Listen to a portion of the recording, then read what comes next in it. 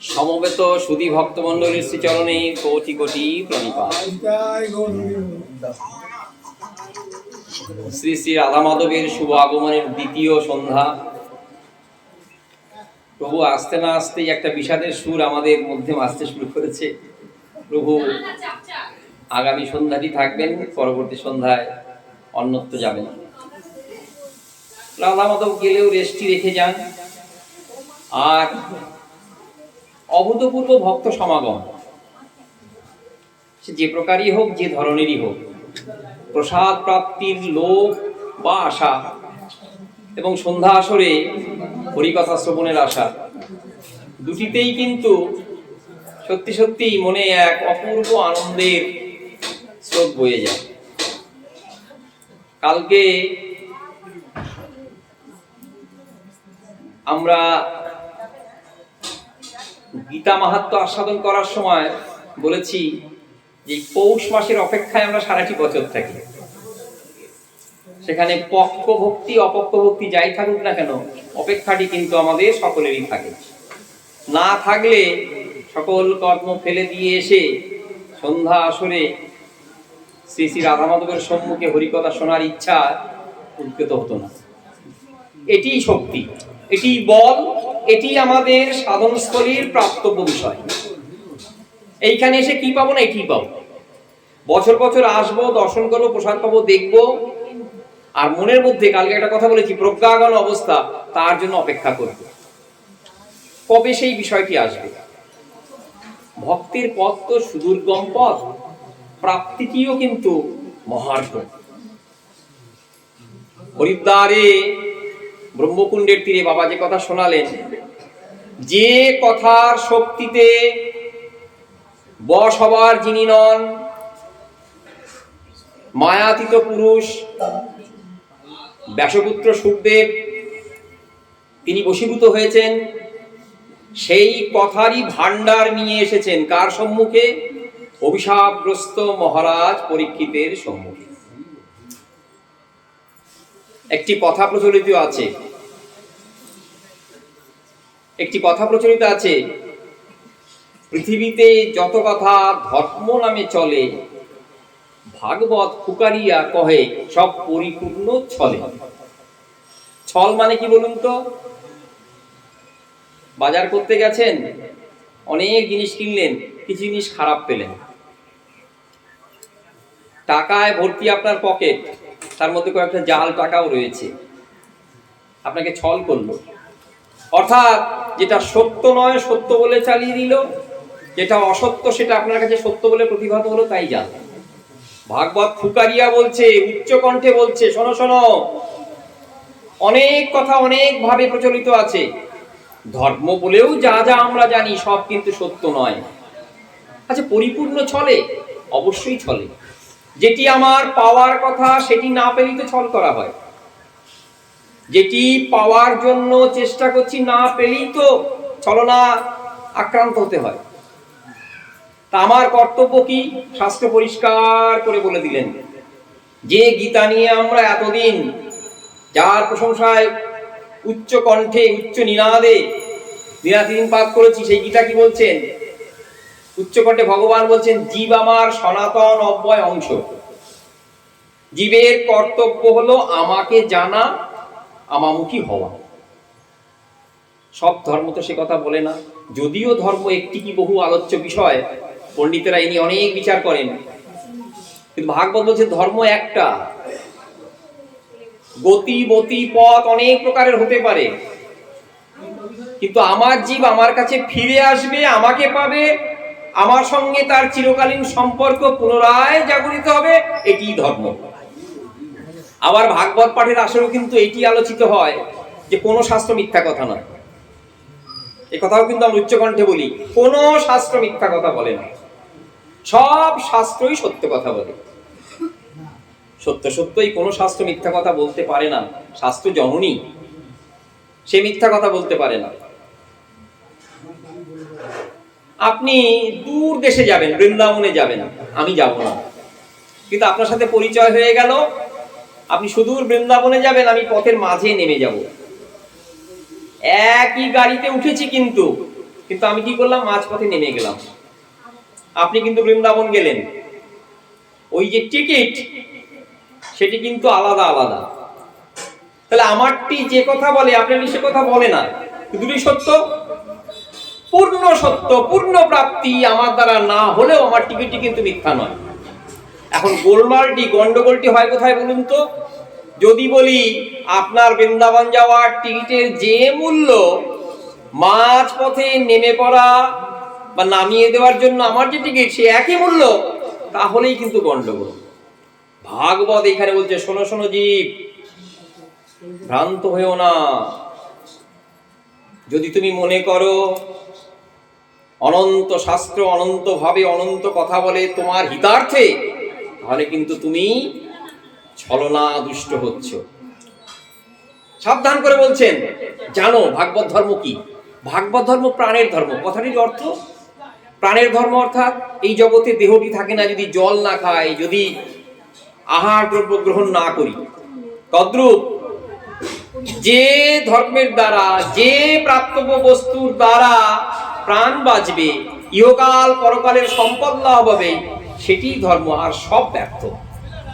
ব্যর্থ অর্থাৎ সেই মূল্যবান সম্পদ নয় যেটি পেলে আমার পরম পাওয়া। এই পরম পাওয়ার কথা বাবা প্রথমেই বলে দিলেন, বরহা বীরং নটবর বপু কর্ণয় পত্নীকার। মজাটি কি জানেন তো? আমরা প্রথমেই শুরু করি আনন্দ দিয়ে। ভগবান আসছেন, দর্শন দান করছেন, আনন্দের শুরু ওখান থেকে। তারপর আমরা বিচারটি করি কিভাবে আনন্দ পেলাম, কিভাবে আনন্দকে সংস্থাপন করতে হয়, রক্ষা করতে হয়, কি করে আনন্দকে বাড়াতে হয়, ইত্যাদি ইত্যাদি। রাধা মাধব দর্শন দান করেছেন মানেই তিনি কৃপা করেছেন। কি করে বুঝবো গো? অবশ্যই বুঝবে। শাস্ত্র তো বলছেন, আশ্বাসবাণী দিয়েছেন, যদি না বুঝে কেহ শুনিতে শুনিতে সেহ কি অদ্ভুত চৈতন্য চরিত, কৃষ্ণে উপজীবে প্রীতি বুঝিবে। অপূর্ব কথা, রসেরও রীতি। তারপরে আরো অপূর্ব কথা, শুনিলেই হয় বড়। এই যে আসছেন না, একটিবার দর্শন করে চলে যাচ্ছেন, শাশুড়ি মা বকবে, ভাসুর আসবে, ওপাটা রুটি করতে হবে, তাড়াতাড়ি চলে যায়, একটি প্রণাম থেকে চলে যাচ্ছেন, ওটিতেও ফল লাভ হয়। মাধবজি কৃপাপূর্ণ দৃষ্টিতে আপনার দিকে তাকিয়ে রয়েছেন। বহুবার আলোচনা করেছি, এক দৃষ্টিহীন ব্যক্তি, যাকে আমরা জগতে তুচ্ছতাচ্ছিল্যের কানা বলি, সে একটি মন্দিরে এসে না আপন ইষ্টের বিগ্রহের সামনে প্রণাম নিবেদন করতেন। যারা কনিষ্ঠ ভক্ত তারা তাদের মধ্যে কেউ কেউ হয়তো বলতো, এই আমরা না হয় ঠাকুর দেখতে আসি, তুই কি দেখতে আসিস রে কানা? জ্ঞান চক্ষু তার খুলে গেছে, ওই প্রজ্ঞা ঘন স্তরে সে উন্নীত হয়েছে। সে বলতো, সে কি বলেছ গো? অদৃষ্টের বলে আমি আজ চক্ষুহীন, আমি কানা। তোমরা ঠাকুর দর্শন করো বটে, কিন্তু আমি আসি ঠাকুর আমায় দেখবেন বলে। অর্থাৎ তার জ্ঞান চক্ষু কিন্তু খুলে গেছে। তাই ভগবান তার কৃপাপূর্ণ দৃষ্টিতে সদা সদা দর্শন করছেন। কালকে ছোট্ট শুনিয়েছে, বাৎসল্য কোথায় থাকে? বাৎসল্যময় ভগবান, এটি তার গুণ। বরফকে নিয়ে যদি কেউ চিৎকার করেন, চিৎকার করি আমরা, ঠান্ডা ঠান্ডা বলে চিৎকার করি, যথার্থ চিৎকার। যদি কেউ বলেন আগুন লাগলো গো, বরফ হাতে গো, আগুন লাগলো গো, সবাই হাসবে। বরফ কখনোই তাপ দানে কষ্ট দান করে না। ঠান্ডা করে কষ্ট দিতে পারে, কিন্তু কখনোই তাপ দান করবে না। রাধা মাধবের কাছে আসবো, কোনোভাবে কষ্ট থাকবে না নিশ্চিত। যেতে শুরু করে কষ্ট। একটা সুন্দর প্রাকৃত উদাহরণ বাবা বলেন, ফ্যানের সুইচটি অফ করো, ফ্যানটি চলতে চলতে চলতে চলতে আর দরকার নেই, তখন কি করবেন? সুইচটি অফ করবেন। অফ করার সঙ্গে সঙ্গে ফ্যানটি থেমে যায়? থামে না। না থামলে আপনি কেন বলেন না যে থামলো না, থামলো না? আপনি জানেন আমার কাজটি করেছি। অমুকের বাড়ির গাছের ডালটি আপনার বাড়িতে চলে এসছে, কাটতে হবে, কাটলেন, ডালটি শুকলো না, সঙ্গে সঙ্গে কি শুকিয়ে যায়? কিন্তু আপনি জানেন আর সে বাধা দেবে না। তদ্রূপ শাস্ত্র বলছেন, যখনই তুমি ভগবত চরণে প্রপন্ন হয়েছ, যখনই একটি বার মাথা নুইয়েছ, উচ্চকণ্ঠে শাস্ত্র বলছেন কৃষ্ণ প্রণামীকে আর মায়ের পেটে আসতে হয় না। শাস্ত্র মিথ্যা নয়। অর্থাৎ আর তাকে ভবসংসারে আসতে হবে না। এত ক্লেশ, এত কষ্ট, মুখের কথা, আমার মুখের কথা, কিন্তু মহাজনের কথা আমার মুখে উক্ত হচ্ছে, বলা হচ্ছে। মহাজন উচ্চ কণ্ঠে বলছেন ভাগবত এই বস্তু। হরিদ্বারে ব্রহ্মকুণ্ডের তীরে যে শাস্ত্র কথা, যে মহামহিম শাস্ত্র কথা, অতি মূল্যবান। কতটা মূল্যবান? সকলকেই পরম বস্তু দানে কৃতকৃতার্থ করে। যা চাইবেন তা পাবেন, তার সঙ্গে সঙ্গে পরম বস্তু। পরম শব্দের অর্থ যার উপরে আর কিছু হয় না। ভগবান বলছেন এটি আমার দেহ গো, আমাকেই পাওয়া হচ্ছে, আমার বাংময়ী তনু, কথায় লেখার দেহ আমার। ভগবান অর্চাবিক রূপে রয়েছেন, ভগবান অন্তর্যামী রূপে রয়েছেন, আবার ভগবান গ্রন্থ রূপেও রয়েছেন।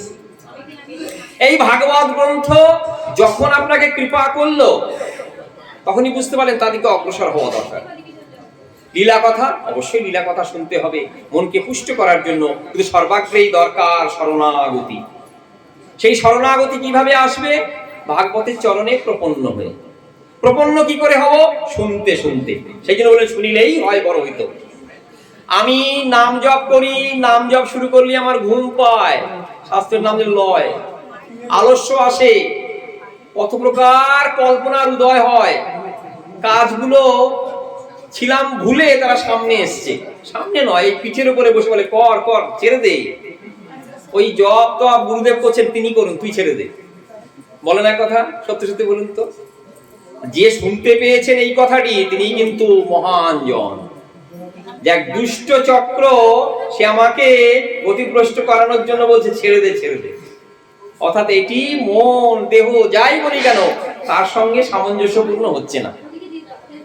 তাহলে এই যে সামঞ্জস্যপূর্ণ হচ্ছে না, কষ্ট হচ্ছে, এই কষ্টটি যখন তুমি বুঝতে পারবে, তখনই বুঝতে পারছো আমার সংগ্রাম শুরু হয়ে গেছে। ডাক্তারবাবু ওষুধটি দেওয়ার পরে পরেই বলেন দেখবেন তো এরকম করছে কিনা, তাহলে বুঝতে হবে ওষুধে কিন্তু কাজ করছে, ক্রিয়াশীল হয়েছে ওষুধ।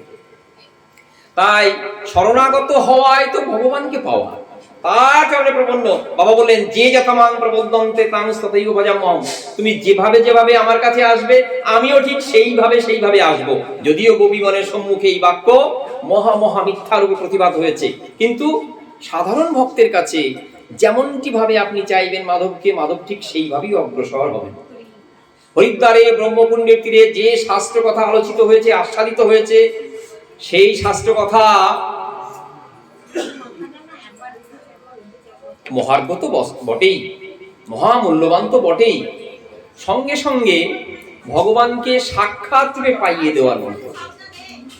ভক্ত ভগবান ভাগবত একীভূত হয়ে যায়। কখন হয়ে যায়? যখন তাকে পাওয়া হয়। জানি শুনি যে টাকা পেলে দুঃখ যাবে, দুর্দশা চলে যাবে, সব চলে যাবে। টাকা পেলে দুঃখ দুর্দশা চলে গেল, আমি টাকা দিয়ে যা খুশি তাই করতে পারি। ভাগবতের আসরে ভাগবতকে একবার প্রপন্ন জন হয়ে স্বীকার করলেই সব দুঃখ চলে যায়। এ কথা কে বলছেন? হরিদ্বারে ব্রহ্মকুণ্ডের তীরে ব্যাসনন্দন সুখদেব শোনাচ্ছেন, মহারাজ শোনো, এই ভাগবতের পরিচয় দিই। নিগম কল্পতরর গলিতং ফলং শৌক মুখাত অমৃতদব সংযতম পিবত ভাগবতম রসমালয়ং মুহুরহ রসিকা ভুবি ভাবুকা। আসি ভাগবত কোন কথা বলবেন? ধর্ম প্রজ্জিত কৈতবত্র পরম নির্মৎসরাণাং সাতাং বেদং বাস্তবমাত্র বস্তু শিবদং তাপত্রয়মূলনম শ্রীমদ্ ভাগবতে মহামণিকৃতে কিংবা পরমেশ্বর সদ্য হৃদ্যবর্ততে অত্র কৃতিভি সুশ্রীস্তৎপনাৎ। ভাগবতের আসরের মজাটি কি জানেন তো? একই কথা নব নব রূপে আস্বাদিত হয়, নতুন কোনো কথা নয়। বিচার করে দেখবেন, পুরনো পাঠ শুনে দেখবেন, একই কথা, কিন্তু বুকে হাত দিয়ে দেখবেন আস্বাদনটি কিন্তু অন্যরকম হচ্ছে। শ্রীমদ্ ভাগবত মহামণিকৃতে, ভগবান স্বয়ং নারায়ণ উপদেশ দান করেছেন এই কথা, অন্য কেউ নয়। গীতা যেমন ভগবানের শ্রীমুখের উক্তি, বাবা বললেন গীতা শুনবো, পড়বো, জানবো কেন না? ভাগবতকে বোঝার জন্য। একজনের দ্বারা একটি বস্তু দ্বারা অন্য কিছু দেখবো। দৃশ্যনীয় বস্তু হল শ্রীমদ্ ভাগবত। বাহ্যবাহক সম্পর্ক, ঘোড়া আর ঘোড়ার উপরে, ঘোড়াটি হলো শ্রীগীতা, আমাদের সেই পথে অগ্রবর্তী করবে, আর তার উপরে রয়েছেন শ্রীমদ্ ভাগবত। মহামুনি ব্যাসদেব যে গ্রন্থ রচনা করলেন, সেই গ্রন্থে পাই বলছেন, ভাগবত নিজে পরিচয় দিয়ে বলছেন, মহামণি কৃতে স্বয়ং নারায়ণ কৃত। কে পেয়েছেন? পরম্পরা ক্রমে এটি এসেছে, নারদ, ব্যাসদেব, তারপরেই আমি স্বয়ং ব্যাসনন্দন সুখদেব। এই ভাগবত কাদের আস্বাদনীয় জানো? এখানে একটি অতীব মূল্যবান কথা বলা হয়েছে। বাবা বলেন, শাস্ত্র কখনো কারো অপেক্ষা করে কথা বলে না, কারো ধার ধারে না। এই কথা শুনলে তুমি রুষ্ট হবে, আর এই কথা শুনলে তুমি হিষ্ট হবে, এই অপেক্ষা শাস্ত্রে করেন না। যেটিতে তোমার মঙ্গল হবে সেই কথাই বলেন, একেবারে সৎ বৈদ্যের মতন। কি বলছেন? নির্মৎসরানাং সদা। আগে যে কথাগুলো বলেছি মনে হবে যেন সেই কথার বিপরীতমুখী, তা নয়। মাৎসর্য একটা দোষ, এতটাই ভারী দোষ যেটিকে কৃষ্ণ সেবায় লাগানো যায় না। 6টা তো দোষ আমাদের আছে, লোভ মোহ মদ মাৎসর্য, কাম ক্রোধ লোভ মোহ, প্রত্যেকটাকে কৃষ্ণ সেবায় লাগানো যায়। নর্তপ্রভু বললেন, যারা প্রেম ভক্তি চন্দ্রিকায় আলোকে নিজেকে আলোকিত করেছেন তারা জানেন এই প্রত্যেকটি দোষকে না কৃষ্ণ সেবায় লাগিয়ে দেয়া যায়। লাগাতে বলেছেন, কিন্তু সেখানে মাৎসর্যের বর্ণনা নাই। এত দুর্গন্ধযুক্ত দোষ। মাৎসর্য কাকে বলে? অন্যের উৎকর্ষ যখন অসহনীয় হয়ে যায়। বাবা যদি বলতেন কৃষ্ণ পড়াশোনা করেছে কিন্তু ভালো পাঠ করতে পারে না, এখানে জ্বলতো। কিন্তু বাবা ঠিক মতন বিচার করছেন না, বাবা কিন্তু বলতে পারেননি। বাবা কিন্তু বাবার একটু শোনা দরকার ছিল, আমি তো ভালো পাঠ করি। একজন তো গাইছেন, বলো তোমার গানটা ভালো বটে কিন্তু ওরটা না মন প্রাণ সব আকর্ষণ করে, জ্বলছে। আপনি কি সুন্দর অভিনয় করেন, কিন্তু জানেন তো আপনার হাত নাড়ানোটা না ওইরকম হচ্ছে না। কি এই যে অসহন, আপনি বড় সাধু বটে, এত জপ করেন, কিন্তু আপনার অনুভব কই? কি আমি বড় সাধু নই? এই মাৎসর্য সকলের অন্তরে রয়েছে, এমনকি সাধুর অন্তরেও ছদ্মবেশে বিরাজমান। শাস্ত্র কোনো প্রকারে, ভক্তি শাস্ত্র বিশেষত বলেনি কাম দূর করো, ক্রোধ দূর করো, লোভ দূর করো। বলে এই সাবধান হ বেটা, সাবধান হ বেটি, মাৎসর্য দূর করতে পারছিস কিনা। কি করে দূর করবো? একে দূর করা তো যায় না। যখনই অন্যের প্রশংসা শুনি তখনই তো অন্তরে প্রদাহ সৃষ্টি হয়, জ্বালা করে। কোথায় থাকে সেই আগুন? যে আগুন জ্বালিয়ে দেয়, পুড়িয়ে দেয়, জানি না, কিন্তু বলছে ওই আগুন যদি থাকে তাহলে কিন্তু ভাগবত ধর্ম আস্বাদন করা যাবে না। পাঠক, তুমি কিছুক্ষণ আগেই বললে যারা রাধা গোবিন্দ মন্দিরে আসে, রাধা মাধবকে দর্শন করতে আসে, তারা প্রপন্নজন হবেই হবে, যদি না বুঝে কেহ শুনিতে শুনিতে সেও কি অদ্ভুত চৈতন্য চরিত। এই দুটো কথা বিপরীতমুখী হলো না? বলছে না, শাস্ত্র কখনো বিপরীতমুখী কথা বলেন না, নানান ধাপের কথা বলেন। রোগী সুস্থ হওয়ার আগে ডাক্তারবাবু অনেক কথা বলেন, মিলিয়ে দেখবেন সব কথা করি সুন্দর নয়। সব কটি কথা না মিলবে না আপনার, কিন্তু ডাক্তারবাবু সে কথা বলবেন। তাই ভাগবত যে কথা বলছেন নাও মিলতে পারে, কিন্তু বিপরীতমুখী নয়। বিপরীতমুখী নয় কেন? মাৎসর্যকে দূর করা দুরূহ ব্যাপার, যায় না বটে, কিন্তু ওকে দূর না করলে আবার ভাগবত তত্ত্ব আস্বাদনও হবে না। তার জন্য কি করতে হবে? সাধককে সতর্ক থাকতে হয়, আমি যেন মাৎসর্যকে দূর করতে পারি। কিসের দ্বারা হবে গো? নিত্যং ভাগবত সেবয়া। ভাগবত শ্রবণ করতে করতে কার কাহিনী শুনবো? সেই অজামিলের কাহিনী শুনবো। সেই অজামিল, যে অজামিল কোনো কিছুই পাওয়ার নয়, নামা ভাসে মুক্তি নয়, সাক্ষাৎ বৈকুণ্ঠ পেয়ে গেল। নামাভাসটি জানেন তো? আভাস।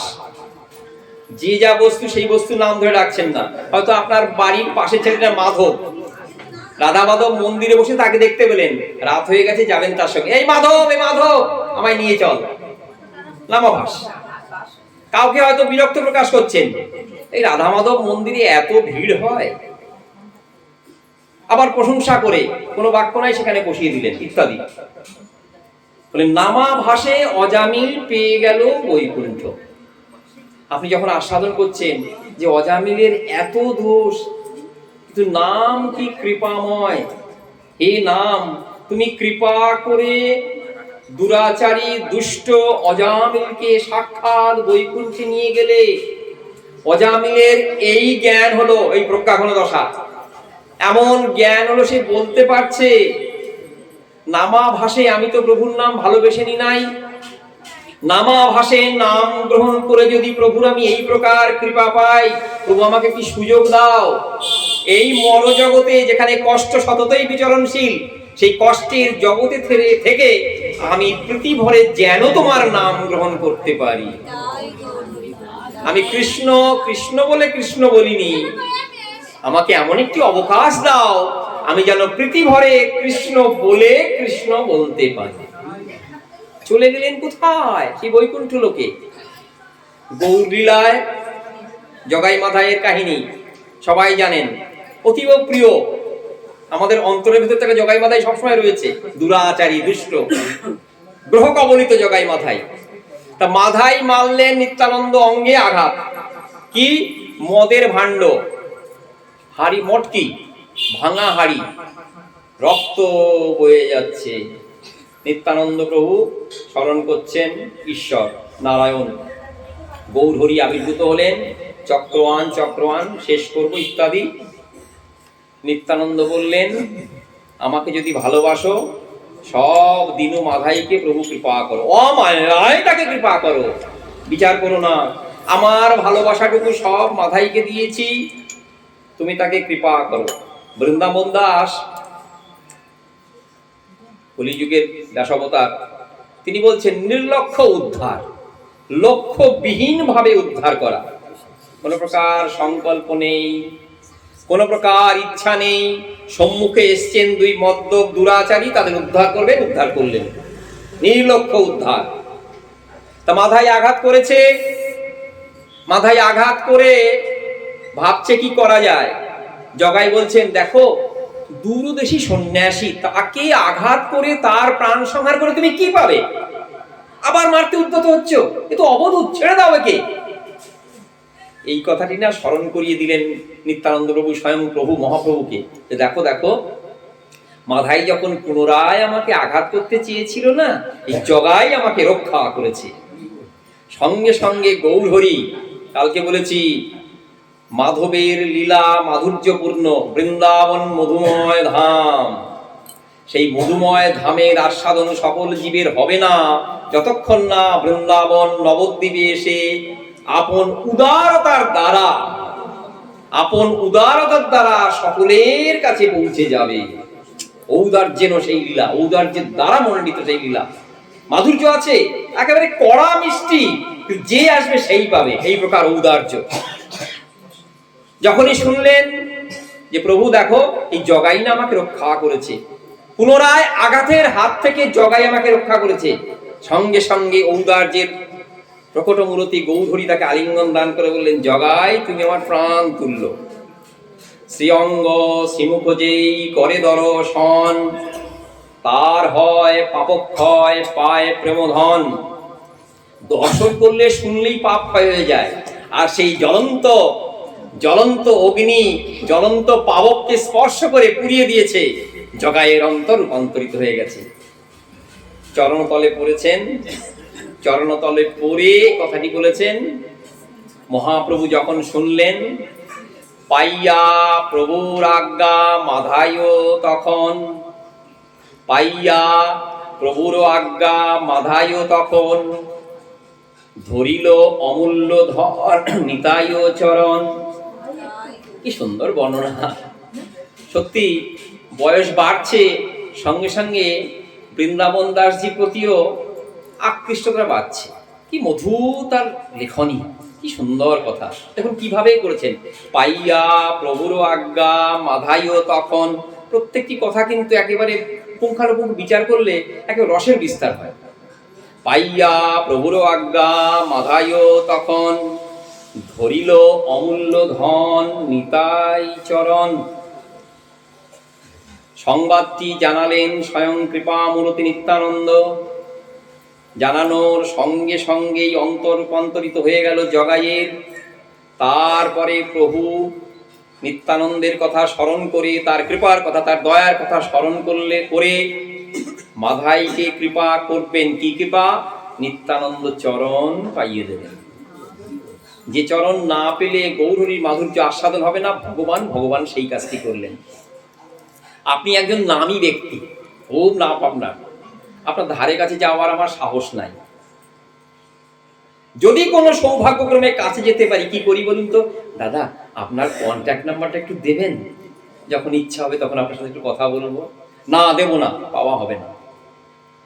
যদি কৃপা করে দিয়ে দেন, আপনাকে ধরার মন্ত্র যদি আপনি দিয়ে দেন, আমার যখন ইচ্ছা হবে তখন আমি ধরব।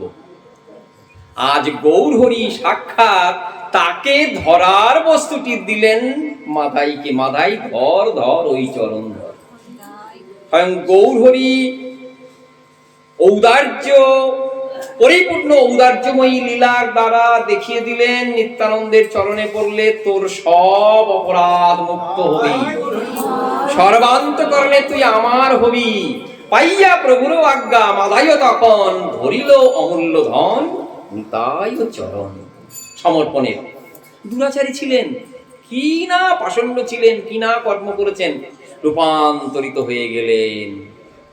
সত্তা সম্পূর্ণ পরিবর্তিত হয়ে গেল। যে ভাব, যে কর্ম, যে ধারা, সব রূপান্তরিত হয়ে গেল। এখন শুধু বাকি রইল চোখে জল পড়া ধারা সারে। নিরন্তর কাঁদছেন, নিরন্তর কাঁদছেন। নির্লক্ষ্য উদ্ধারের উৎকৃষ্ট সাক্ষী হয়ে, গৌরলীলার ঔদার্যের সাক্ষী হয়ে বিচরণ করছেন নবদ্বীপ মণ্ডলে। ভক্তজন তারা পুলকিত, এও সম্ভবপর হয়। ভগবত কৃপায় কি না হয় তার উৎকৃষ্ট উদাহরণ নদিয়া লীলাতে জগাই এবং মাধাই। তারা দেখালেন এটি সম্ভবপর হয়। ভক্ত তখন এইসব লীলার কথা আস্বাদন করেন, তাদের মনের মধ্যে একটি খেলা খেলে যায়। কি খেলা? ওই রূপান্তরের খেলা। প্রভু গো, তোমার কৃপার কোনো প্রকার ইয়ত্তা নাই, সীমা নাই, অপরিসীম তোমার কৃপা।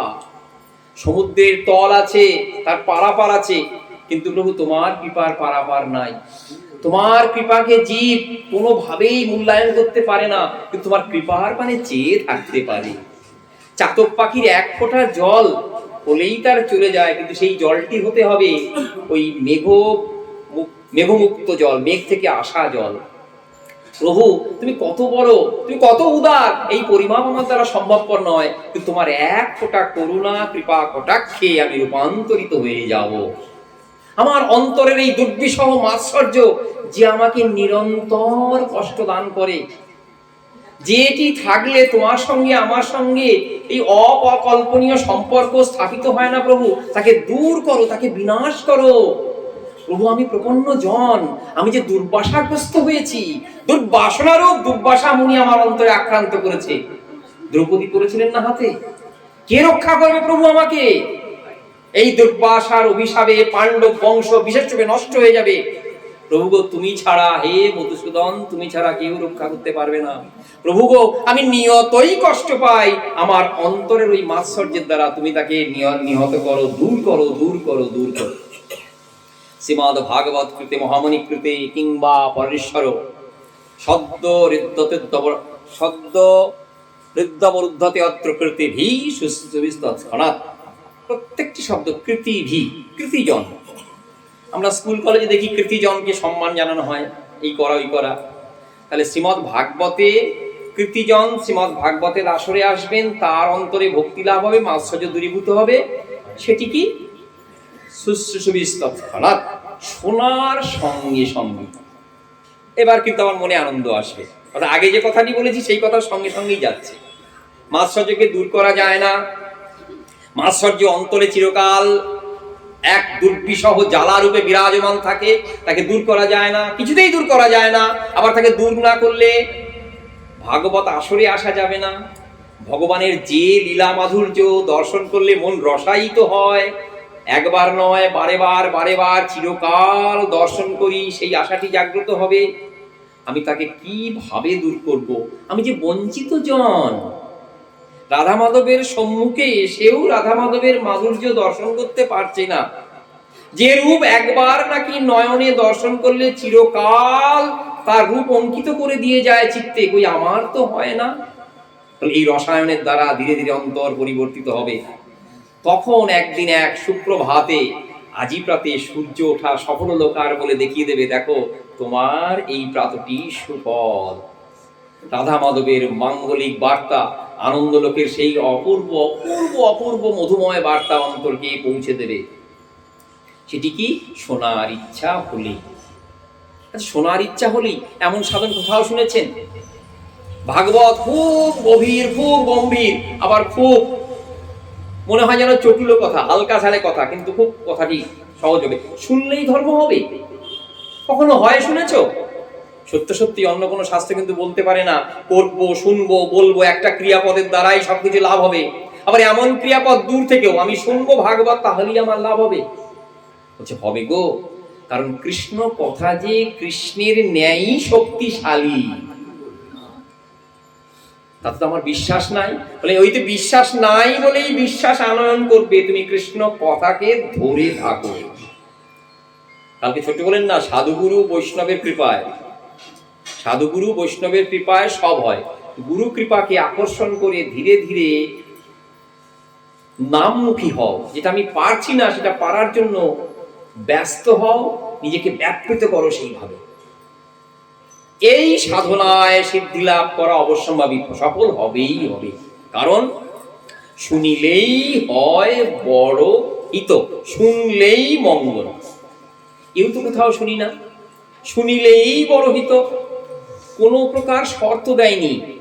দেখো, পণ্ডিতজন পাঠ করবে, শুদ্ধাচারী পাঠ করবে, তার পাঠ তুমি শুদ্ধ হয়ে শুদ্ধ মনে ওই একাদশী বা দ্বাদশী বা মহাদ্বাদশী বা কোনো শুভ তিথিতে বসে ওই সময়ে মহেন্দ্রক্ষণ সেই সময়ে শুনবে, তাহলেই কিন্তু সে তোমার পরম মঙ্গল নিয়ে আসবে, তা কিন্তু নয়। কোনো প্রকার শর্ত নাই। শ্রীমদ্ ভাগবত যে বললাম ঔদার্যের কথা, মধুময় শ্রীধাম বৃন্দাবনের যে লীলা, সেটি আজ জগতের জীব আস্বাদন করবে শর্তবিহীন ভাবে গৌরসুন্দরের কৃপার দ্বারা। শর্তহীন ভাবে সেই মধুময় বৃন্দাবনের লীলাকে আস্বাদন করার জন্য বলছেন, ইচ্ছা হলেই তোমার অন্তরে সেই লীলা রস পরিপূর্ণ রূপে আসবে। কি রস? দেখে এলাম তারে সই, দেখে এলাম তারে, একই অঙ্গে এত রূপ নয়নে না ধরে। দেখুন তো কি সাংঘাতিক কথা। পদকর্তা সহজ সরল ভাষায় বললেন, হাগো রূপ সম্রাট আজ ত্রিভঙ্গ ভঙ্গি মোঠামে দাঁড়িয়ে আছে, তিন জায়গায় বাঁকা হয়ে। কেন গো বাঁকা? দেখো তুমিও বাঁকা, প্রভুর দেহ বিগ্রহ বাঁকা, না হলে তোমার ওই বাঁকা মন থেকে বাঁকা জিনিস বের করতে পারবে না। নৃত্য ভঙ্গিমায়, অপূর্ব নৃত্য ভঙ্গিমায়, রসমূর্ছনায় জগতের সকলের জীবকে আকর্ষণ করবে, তাই নৃত্যরত। রাধারানী বামে রয়েছেন, মাথাটি বাম দিকে বেঁকে গেছে, হেলে গেছে, ওই চরণের মাধুর্য আস্বাদন করার জন্য। সেই মাধুর্য আস্বাদন করবেন আর জগতের জীবকে কৃপাও তো করবেন। তাই ত্রিভঙ্গ ভঙ্গি মোঠাঙে তুমি দণ্ডায়মান। রূপ গোস্বামী প্রভু, যারা নিত্যকাল ভাগবত শোনেন তারা জানেন, রূপ গোস্বামী প্রভু সাবধান করলেন, ওহে বন্ধু, তোমায় একটা কথা বলি, বৃন্দাবন যাবার মন স্থির করেছ, বৃন্দাবনে যেও না যদি, বৃন্দাবনে যেও না যদি তোমার ইচ্ছা থাকে। ওই কেশী তীর্থের উপকণ্ঠে ত্রিভঙ্গ ভঙ্গি মোঠামে যে পরম পুরুষ জ্যোতিপুঞ্জ দাঁড়িয়ে রয়েছে, তাকে দর্শন করো না। তার মুখে মধুর হাসি, মধুর সঙ্গীতের লয় মূর্ছনায় জগৎকে ভাসিয়ে দিচ্ছে। এই ত্রিভঙ্গ ভঙ্গি মোঠাকে দাঁড়িয়ে থাকা পরম পুরুষটিকে দর্শন করলে সংসারে ফিরে এসে বন্ধু সঙ্গে, এই বন্ধু বান্ধব অর্থাৎ আত্মীয় স্বজন আপনজনের সঙ্গে আর কিন্তু স্বাভাবিক রীতিতে সংসার জীবনযাপন করতে পারবে না। প্রাত্যহিক যে জীবন ছিল সেই জীবনে কিন্তু কষাঘাত, সেই জীবনে কিন্তু আঘাত পড়বে। যেটিকে স্বাভাবিক বলে মেনে নিয়েছিলে সেটি কিন্তু হবে না। তাই রূপ গোস্বামী প্রভু বলছেন, তাই আমি বলি তোমাকে বন্ধু, তুমি বৃন্দাবন ধামে যেও না। রসিক ব্যক্তি তো, তিনি বলছেন কেশী তীর্থের উপকণ্ঠে যিনি দাঁড়িয়ে রয়েছেন, সে তোমার জীবনে বিপর্যয় নিয়ে আসবে। সত্যি সত্যি তো, সকালে উঠতাম, চা খেতাম, খবরের কাগজ পড়তাম, বাজার যেতাম, বাজারে রান্না বান্না হতো, সংসারে দৈনন্দিন কর্ম করতাম, একবার চাইলাম বৃন্দাবনে যেতে, ও মা দুর্দৈব ঘটে গেল। কি গো? বৃন্দাবন বৃন্দাবন বৃন্দাবন বৃন্দাবন, শুধু বৃন্দাবন শুধু বৃন্দাবন। বৃন্দাবন ছাড়া আর কিছুই মনে হয় না। বুঝতে হবে ওই পরম জ্যোতিপুঞ্জ যিনি দাঁড়িয়ে রয়েছেন যমুনার তীরে কেশী তীর্থে, তিনি আপনার মনে না এক বিপর্যয় ঘটিয়ে দিয়েছেন। সাবধান বাণীটি অর্থাৎ, যদি চাও এই সংসারের দৈনন্দিনতা থেকে মুক্ত হতে, যা তোমাকে কিচ্ছু দেবে না। কালকে বলেছি, ন রমন্তি তুষ্যতি চ, আনন্দ পাবে তুষ্ট হবে মন। মনকে যা সংসারে তুষ্ট করে না, আনন্দিত করে না, সেই বস্তু পাওয়ার যদি ইচ্ছা থাকে, তাহলে বৃন্দাবন অভিমুখী হও। ধীর পদে চুপি সারে একবার দর্শন করে এসো ওই যমুনার তীরে নিপুহে মূলে দণ্ডায়মান ত্রিভঙ্গ ধামে দাঁড়িয়ে রয়েছেন যিনি। আমাদের না গেলেও চলবে, এটা আমার কথা, আমাদের না গেলেও চলবে। এই কথাটা এখানে আসলে বিষয় নয়, কিন্তু প্রাসঙ্গিক, আমাদের না গেলেও চলবে। আমাদের রয়েছেন এখানে সাক্ষাৎ যুগল, মুনি ঋষির আরাধ্য ধন। ছান্দোপনিষদে পাই, অঙ্গের মধ্যে সেই মিথুনীভূত যুগল দণ্ডায়মান, দেখুন প্রাণ ভরে। অদ্যাপিও সেই লীলা করে শ্যামরায়, কোনো কোনো ভাগ্যবান দেখিবারে পায়। আর যেখানে হয় প্রভুর নাম সংকীর্তন, যেখানে হয় ভক্ত সমাগম, যেখানে হয় প্রভুর অবস্থান, সেই তো বৃন্দাবন। তাই বৃন্দাবনে যদি যেতে না পারেন, আক্ষেপ নাই, একটি বার মন ভরে বলুন, হে বৃন্দাবন, তুমি কৃপা করে এখানে প্রকটিত হয়েছো, আমার চোখটা খুলে দাও যেন আমি সঠিক রূপে দেখতে পারি। তুমি তো বলছো আমাকে ছল চাতুরির দ্বারা ভোলাবে না, আমি যেন যথার্থ রূপে দেখতে পারি তোমার চরণতলে যমুনা বয়ে যাচ্ছে, তোমার পশ্চাতে গিরিরাজ গিরিগোবর্ধন দণ্ডায়মান। আমি সেই যুগলকে দর্শন করে আমার মন প্রাণ সব তোমার চরণে উপহার দিলাম। আজ আমাদের না গেলেও চলবে। কাটোয়া ভূমি ঔদার্য লীলার সূচনা এখানে।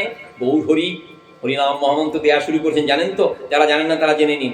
এইখান থেকেই বাংলাদেশে একবার দিয়ে এসেছিলেন, কিন্তু চাওয়ার পরে দেয়া, তাহলে ঔদার্যের খামতি হয়। আপনি সকলকে দান করছেন, তারপর যদি বলা হয় না চাইলে দেন না, তা দানি বলা যাবে? দানি বটে, কিন্তু চাইতে হবে। মান সম্মান খুইয়ে বাবু দিন না, তাহলে আপনি দেন। বাবু দেয় বটে, কিন্তু এই বাবুকে উদার বলা যাবে না। তারপর বাংলাদেশে যখন দিয়েছেন না, তখন কিন্তু ঔদার্যের প্রকাশটি হয়নি। তপন মিশ্র বললেন, আমি ইষ্টদেবকে, ইষ্ট মন্ত্রকে ঠিক করতে পারছি না। তখন উপদেশ পেলেন, এই 16 নাম 32 অক্ষর জপ করো। চাওয়ার পরে পেলেন। কিন্তু এই কাটোয়া ভূমি, সন্ন্যাস ভূমি, উদারতার পরিপূর্ণ প্রকাশ, সামনে দিয়ে বয়ে যাচ্ছেন মা গঙ্গা। আচার্য শঙ্কর বললেন, যার বাতাস গায়ে লাগলেই মুক্তি, সেই গঙ্গা বয়ে চলেছেন। তার সম্মুখ, সেই গঙ্গার পাশেই ঘরে ঘরে রাধা মাধব আসেন। এ বৃন্দাবন নয় তো বৃন্দাবন আর কোথায়? বৃন্দাবন শুধু সাধকের চিত্তভূমিতে নয়, বৃন্দাবন শুধু আমার রাধা মাধবের লীলাভূমি নয়, বৃন্দাবন এই কাটোয়া ধামেও নিজেকে প্রকটিত করেছেন শাস্ত্রের দ্বারে। শাস্ত্রের দ্বারে এটি বোঝা যায়, ঔদার্যময় লীলা এখানেই প্রকটিত হয়েছেন গৌরহরি। গৌরহরি সন্ন্যাস নিলেন সকলকে কৃপা করবেন বলেই। অবাঞ্ছিত জনকেও, অভাজন জনকেও,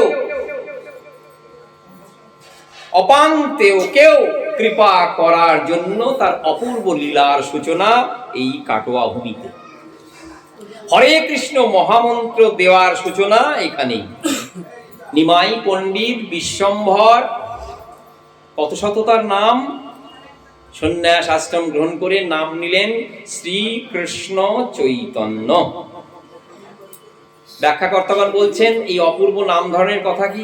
দশনামী সম্প্রদায় দীক্ষা গ্রহণ করলেন, নাম তো অন্য কিছু হতে পারে, অমুক গিরি, তমুক পুরী ইত্যাদি হতে পারত।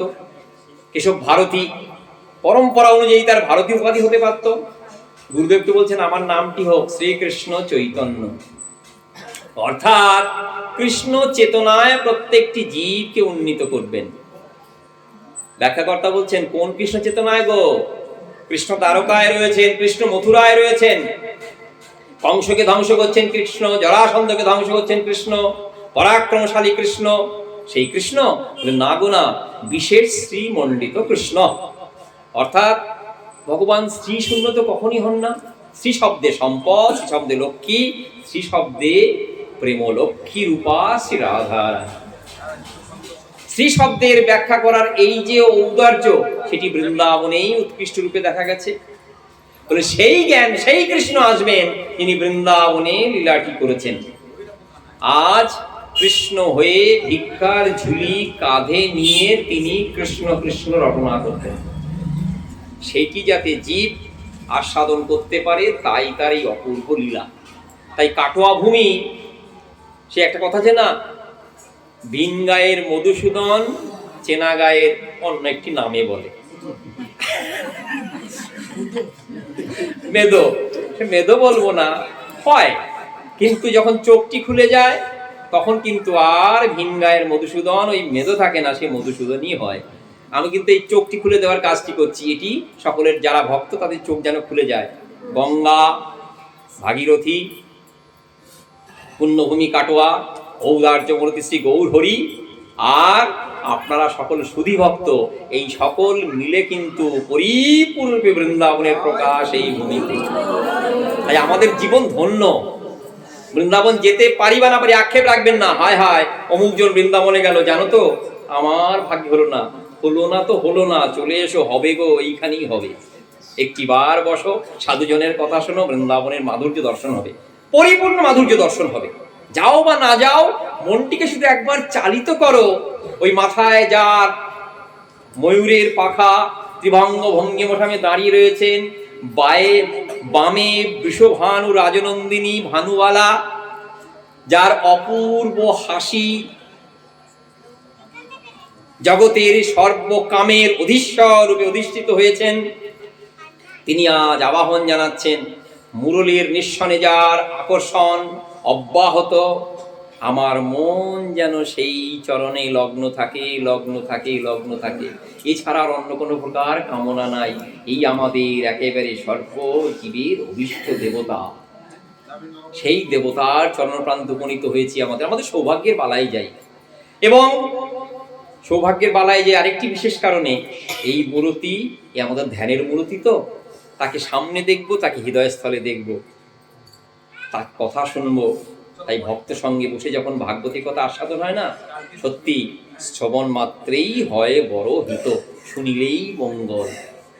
এটি ভক্তজনের আস্বাদনীয় এবং পরীক্ষিত সত্য। শ্রীমদ্ ভাগবত যখন শেষ হয়ে যাচ্ছে না, দ্বাদশটি স্কন্ধ বলা হয়ে গেল, অর্থাৎ ভগবানের লীলা, ভক্তের লীলা বিশেষ বিশেষ করে বলা হলো। বলার পরে না আর মৃত্যু ভয় নাই। মহারাজ পরীক্ষিত আর মরণ ভয় নাই।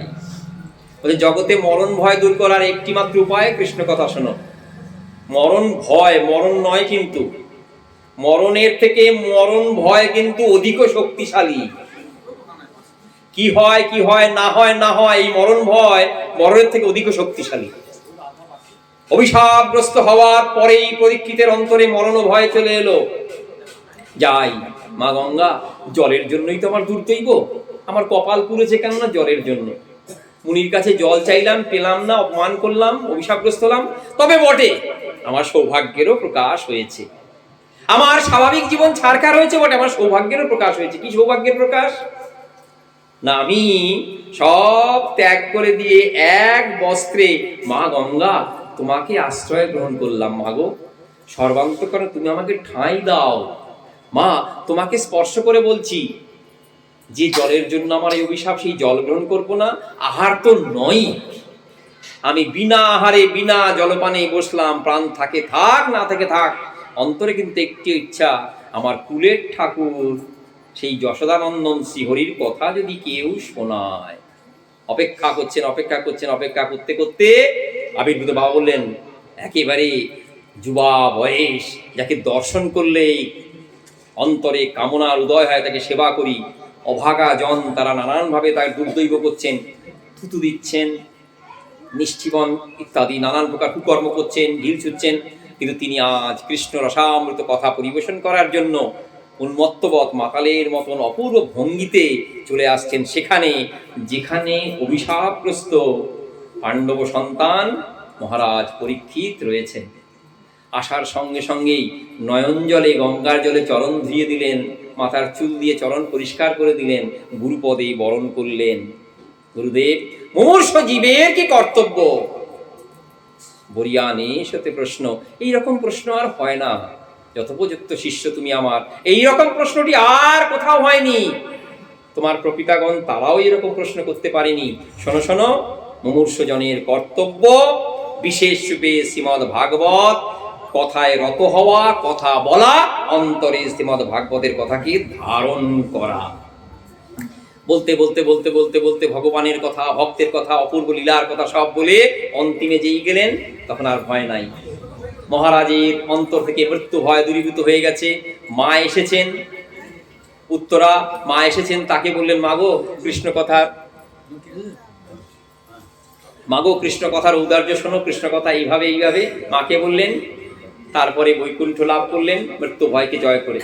তাই দেখি ভাগবত এই মৃত্যু ভয়কে দূরীভূত করে, মৃত্যু ভয় যেন কাছে আসতে না পারি ব্যবস্থা করে দেয়। আমরা তো মুমূর্ষজন, আমরা মৃত্যু ভয়ে ভীত। মৃত্যু ভয়ে ভীত হয়ে ভাগবতের আস্বাদন করতে এলেও পরম লাভ। যে যে প্রকারে আসুন না কেন, ওই শুনিলেই হয় বড় হিত। ভাগবত হচ্ছে নিত্যং ভাগবত সেবয়া, নিত্যকাল ভাগবতের সঙ্গে যে সম্পর্ক আছে এটি জোগাড় করা। একটা কথা আছে চলতি কথায়, যাকে ভালোবাসো তাকে নয়নের আড়াল করিও না। যাকে ভালোবাসো, এই প্রাকৃত কথা, তাকে চোখের আড়াল করো না। কেন গো? তার মন অন্যদিকে চলে যেতে পারে, তোমার মন অন্যদিকে চলে যেতে পারে। প্রাকৃত জনের কথা, যাকে ভালোবাসো তাকে চোখের আড়াল করো না। ভাগবত জানেন এই কথাটি। তুমি আমাকে শুনলে বটে, রসমাধুর্যে যে বিলম্ব হয়ে যাবে গো। একদিন শুনলে আর শুনলে না, তোমার রস আস্বাদনে বিলম্ব হয়ে যাবে, দেরি হয়ে যাবে। তাই আমার কথা শুনে নিত্যং ভাগবত সেবয়া, নিত্যদিন ভাগবত শ্রবণ করো। সুযোগের অপেক্ষায় না থেকে অন্তরে অন্তরেও ভাগবতের কথা শ্রবণ করো। সেই মধুময় ভাগবত শুধু গ্রন্থরূপে নয়, ভক্তরূপে প্রত্যেকটি জীবকে রূপা করছেন, প্রত্যেকটি জীবকে কৃতকার্য হচ্ছেন ভাগবতের এই আলোকে। এই অভূতপূর্ব ভাগবতের সারণী দীর্ঘ, সবাই সর্বতভাবে কৃপা পেচ্ছেন। শ্রীমদ্ ভাগবত ভক্ত ভগবান এক স্থানে রয়েছেন, সত্যিই আমাদের অপূর্ব সৌভাগ্যের সূচনা হয়েছে। সেই সৌভাগ্যকে প্রণাম জানাই, কোটি কোটি প্রণাম জানাই। আর আমার সৌভাগ্যের আরো বলিহারি যাই। বাবা শুধু প্রশংসা করেন না, আপনারা আমাকে ভালোবাসেন, আমার সৌভাগ্যের প্রশংসা যাই। কোনটা পাঠ করবো কোনটা করবো না এইভাবে অস্থির হই। যেটুকু আপনাদের হৃদয়কে স্পর্শ করেছে সেটুকু ভাগবতের, আর যেটুকু কষ্ট দিয়েছে সেটুকু আমাকে ক্ষমা করবেন। আপনাদের চরণ প্রান্তে ভূব প্রণাম জানিয়ে, বাবাকে কোটি কোটি প্রণাম জানিয়ে আজ এই ক্ষুদ্র ভাগবতী কথা এখানেই বিশ্রাম দিই। একবার জোরে বলুন, নিতাই গৌর সীতানাথ প্রেমানন্দে হরি বল।